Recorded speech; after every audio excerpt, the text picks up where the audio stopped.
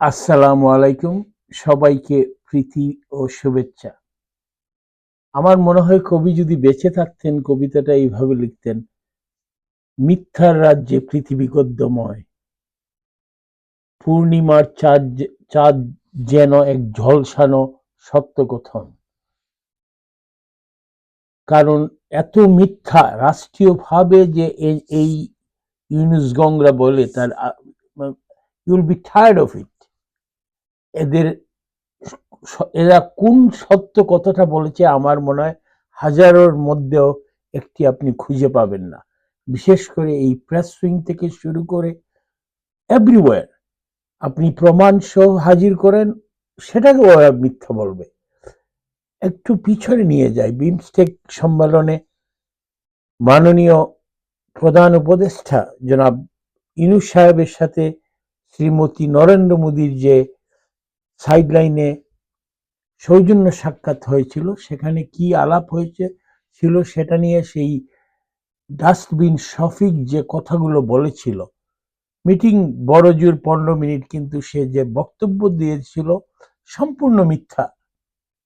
সাধারণত দুই দেশের রাষ্ট্রপ্রধান বা হাই অফিসিয়াল যখন কোনো সাক্ষাতে মিলিত হয় বা বাইলেটারাল মিটিং হয়, একটা জয়েন্ট প্রেস কনফারেন্স হয়, সেখানে কোনো জয়েন্ট প্রেস কনফারেন্স ছিল না।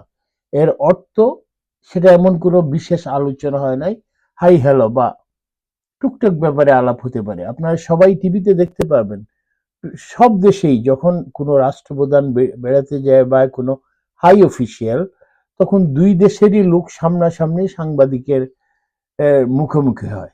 কিন্তু বিমস্টেকে সেটা হয় নাই। সেই সুযোগে এই ডাস্টবিন শফিক হাজারো মিথ্যা বলল, সেটা ভারত খণ্ডন করলো, চপটাঘাত খেলো। এর খেসারত আমরা ট্রান্সশিপমেন্ট হারালাম, ওয়ার্নিং পেলাম। এখন পাকিস্তানকে ডেকে এনে পাকিস্তানের সাথে দ্বিপক্ষীয় বৈঠক হলো, কিন্তু there is no joint conference, press conference. আবার দেখেন, পাকিস্তানের সাথে ওরা মিথ্যা বলল, পাকিস্তানের কাছে পাওনা টাকা চেয়েছে ওরা 4.5 বিলিয়ন, যেটা আমাদের পাওনা।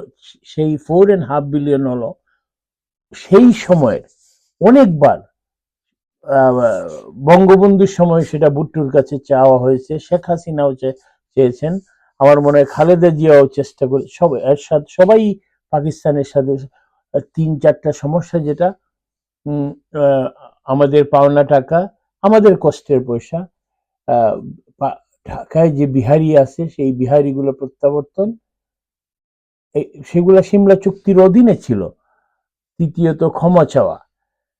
ওরা পাকিস্তানকে ডেকে আনলো, বাইলেটারাল, আপনারা দেখবেন ফটোতে দেখেন ওরা কথা বললো, কিন্তু জয়েন্ট কোনো স্টেটমেন্ট নাই। আমাদের পক্ষ থেকে বলা হলো যে আমরা টাকা চেয়েছি ক্ষমার, কিন্তু বাস্তবে তা না। পাকিস্তান থেকে যে অফিসিয়াল স্টেটমেন্ট দেওয়া হলো, প্রেস রিলিজ, সেখানে এই ব্যাপারে কোনো লক্ষণই নেই। বিবিসি আরো হাতে হাড়ি ভেঙে দিল। তো এই মিথ্যা বলার অর্থটা কি? হ্যাঁ, আপনারা বলতে পারেন এই মিথ্যাটা, এইটা হলো মানুষকে দেখানো যে আমরা আমরা মুক্তিযুদ্ধের পক্ষের শক্তি, আমরা, এই হলো ইনুসের কারুকাজ। এরা পাকিস্তানে শেষ পর্যন্ত পাকিস্তানকে ডেকে এনে চপটাঘাত খেলো। এই ব্যাপারে কোনো আলাপই হয় নাই। পাকিস্তান, অবশ্যই পাকিস্তান সেটা মেনশন করতো, অথবা বাংলাদেশ, উনারা যদি সিনসিয়ার হতেন, পাকিস্তানের সামনাসামনি কথা বলে যে আমরা এই দাবি দেওয়া না দেওয়া দ্বিতীয় প্রশ্ন, আমরা দাবিটা উত্তোলন, না, উনারা একা একা বলেন। এর অর্থ হলো মিথ্যা। এরা মিথ্যা দিয়ে কতদিন মানুষ তো আর বোকা না।